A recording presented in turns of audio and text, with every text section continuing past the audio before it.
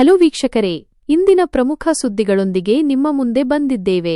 ರಾಜಕೀಯದ ರಂಗದಿಂದ ಹಿಡಿದು ಕ್ರೀಡೆಯ ಕಣದವರೆಗೆ, ಅಂತಾರಾಷ್ಟ್ರೀಯ ವಿದ್ಯಮಾನಗಳಿಂದ ಹಿಡಿದು ನಮ್ಮೂರಿನ ಸುದ್ದಿಗಳವರೆಗೆ ದಿನದ ಪ್ರಮುಖ ಸಂಗತಿಗಳನ್ನು ನಿಮ್ಮೊಂದಿಗೆ ಹಂಚಿಕೊಳ್ಳಲಿದ್ದೇವೆ. ಬನ್ನಿ ಇಂದಿನ ಸುದ್ದಿಗಳನ್ನು ನೋಡೋಣ. ಉಕ್ರೇನ್ ಮೇಲೆ ರಷ್ಯಾ ಭೀಕರ ದಾಳಿ. ಉಕ್ರೇನ್ ನಡೆಸಿದ ಡ್ರೋನ್ ದಾಳಿಗೆ ಪ್ರತಿಯಾಗಿ ಪ್ರತಿದಾಳಿ ನಡೆಸುವುದಾಗಿ ಹೇಳಿಕೆ ನೀಡಿದ್ದ ರಷ್ಯಾ ಅಧ್ಯಕ್ಷ ಪುಟಿನ್ ಇದೀಗ ಉಕ್ರೇನ್ ಮೇಲೆ ಸುಮಾರು 400ಕ್ಕೂ ಹೆಚ್ಚು ಡ್ರೋನ್ಗಳನ್ನು ಬಳಸಿ ಸಾರ್ವಜನಿಕ ಕಟ್ಟಡಗಳು, ಮೆಟ್ರೋ ಸ್ಟೇಷನ್ಗಳು ಸೇರಿದಂತೆ ಅನೇಕ ಸರ್ಕಾರಿ ಕಟ್ಟಡಗಳನ್ನು ಧ್ವಂಸ ಮಾಡಿದ್ದಾರೆ. ಈ ದಾಳಿಯಲ್ಲಿ ಸುಮಾರು 8ಕ್ಕೂ ಹೆಚ್ಚು ಜನ ಸಾವನ್ನಪ್ಪಿದ್ದು ಹಲವರು ಗಾಯಗೊಂಡಿದ್ದಾರೆ. ಸಾವಿನ ಸಂಖ್ಯೆ ಮತ್ತಷ್ಟು ಹೆಚ್ಚಾಗಬಹುದು ಎಂದು ವರದಿಯಾಗಿದೆ. ಎಲಾನ್ ಮಸ್ಕ್ಗೆ ಬಂಪರ್ ಆಫರ್. ಅಮೆರಿಕ ಅಧ್ಯಕ್ಷ ಡೊನಾಲ್ಡ್ ಟ್ರಂಪ್ ಮತ್ತು ಟೆಸ್ಲಾ ಮುಖ್ಯಸ್ಥ ಎಲಾನ್ ಮಸ್ಕ್ ನಡುವಿನ ಜಗಳದ ನಡುವೆ ಮಸ್ಕ್ ಡೊನಾಲ್ಡ್ ಟ್ರಂಪ್ಗೆ ಫೋನ್ ಕರೆ ಮಾಡಿದ್ದರು. ಆದರೆ ಈ ಕರೆಯನ್ನು ಉತ್ತರಿಸದೆ ಟ್ರಂಪ್ ಪತ್ರಕರ್ತರೊಂದಿಗೆ ಮಾತನಾಡುತ್ತಾ, ಅವನ ಕಾಲ್ ರಿಸೀವ್ ಮಾಡುವುದಕ್ಕೆ ನನಗೇನು ತಿಕ್ಕಲ, ಅವನೊಬ್ಬ ಹುಚ್ಚ ಎಂದು ಹೇಳಿದ್ದಾರೆ. ಈ ನಡುವೆ ರಷ್ಯಾ ಮತ್ತು ಯುರೋಪಿಯನ್ ರಾಷ್ಟ್ರಗಳು ಮಸ್ಕ್ಗೆ ತಮ್ಮ ದೇಶದಲ್ಲಿ ಬಂದು ವ್ಯವಹಾರ ನಡೆಸುವಂತೆ ಆಫರ್ ನೀಡಿವೆ. ವಿರಾಟ್ ಕೊಹ್ಲಿ ವಿರುದ್ಧ ದೂರು ದಾಖಲು. ಬೆಂಗಳೂರು ಕಾಲ್ತುಳಿತ ಪ್ರಕರಣಕ್ಕೆ ಸಂಬಂಧಿಸಿದಂತೆ ಅಪರಿಚಿತ ವ್ಯಕ್ತಿಯೊಬ್ಬರು ಕಬ್ಬನ್ ಪಾರ್ಕ್ ಪೊಲೀಸ್ ಠಾಣೆಯಲ್ಲಿ ವಿರಾಟ್ ಕೊಹ್ಲಿ ವಿರುದ್ಧ ದೂರು ದಾಖಲಿಸಿದ್ದಾರೆ.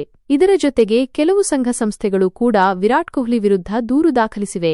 ಪ್ರಕರಣವನ್ನು ದಾಖಲಿಸಿಕೊಂಡಿರುವ ಪೊಲೀಸರು ವಿಚಾರಣೆ ನಡೆಸುತ್ತೇವೆ ಎಂದು ತಿಳಿಸಿದ್ದಾರೆ. ಸಿಎಂ ವಿರುದ್ಧ ದೂರು ದಾಖಲು.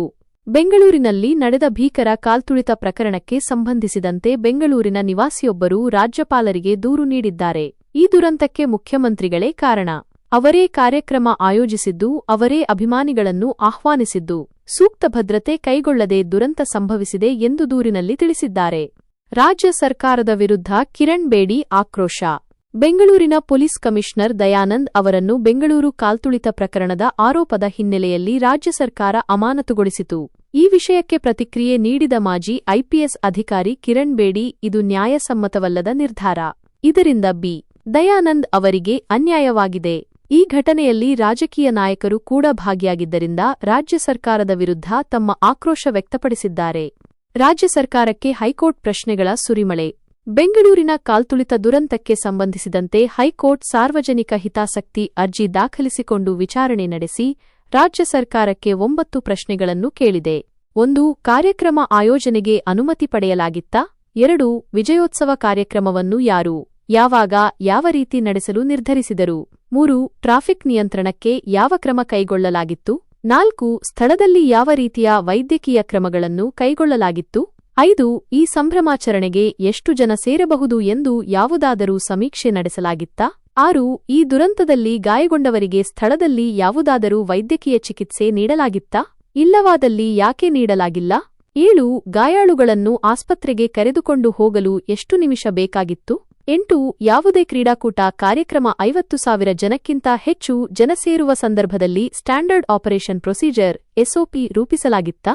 9. ಜನದಟ್ಟಣೆ ನಿಯಂತ್ರಣಕ್ಕೆ ಯಾವ ಕ್ರಮಗಳನ್ನು ಕೈಗೊಂಡಿದ್ದೀರಿ? ಈ ಎಲ್ಲಾ ಪ್ರಶ್ನೆಗಳಿಗೂ ಜೂನ್ 10ರ ಒಳಗೆ ಉತ್ತರಿಸುವಂತೆ ಹೈಕೋರ್ಟ್ ರಾಜ್ಯ ಸರ್ಕಾರಕ್ಕೆ ಸೂಚನೆ ನೀಡಿದೆ. ರಾಹುಲ್ ಗಾಂಧಿ ಗಂಭೀರ ಆರೋಪ. ಮಹಾರಾಷ್ಟ್ರ ಚುನಾವಣೆಯಲ್ಲಿ ಬಿಜೆಪಿ ಚುನಾವಣಾ ಅಕ್ರಮ ನಡೆಸಿ ಅಧಿಕಾರಕ್ಕೆ ಬಂದಿದೆ ಎಂದು ರಾಹುಲ್ ಗಾಂಧಿ ಚುನಾವಣಾ ಆಯೋಗ ಸೇರಿದಂತೆ ಬಿಜೆಪಿ ವಿರುದ್ಧ ಗಂಭೀರ ಆರೋಪ ಮಾಡಿದರು.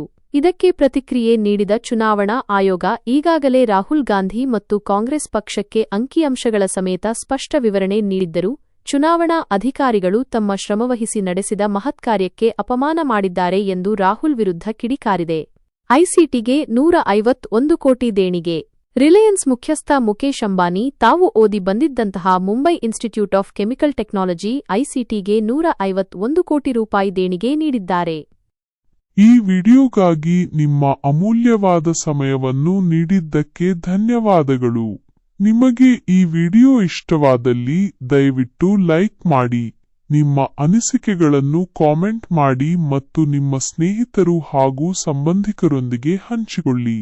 ಧನ್ಯವಾದಗಳು.